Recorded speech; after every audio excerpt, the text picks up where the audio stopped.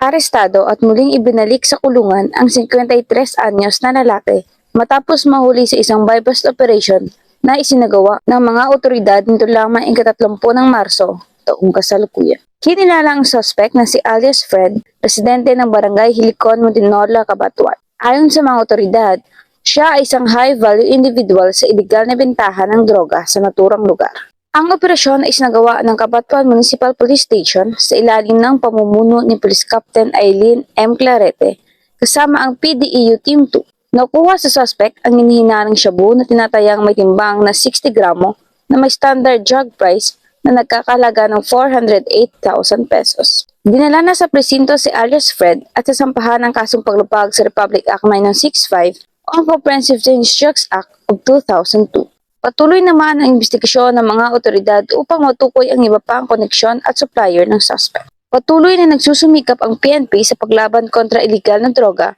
upang mapanatili ang kapayapaan at kaayusan sa ating komunidad. Mula rito sa Western Visayas, ako niyang PNN correspondent, Patrolwoman Nanette Sablan, alagad ng batas sa Gataguyod ng Balitang Pulis.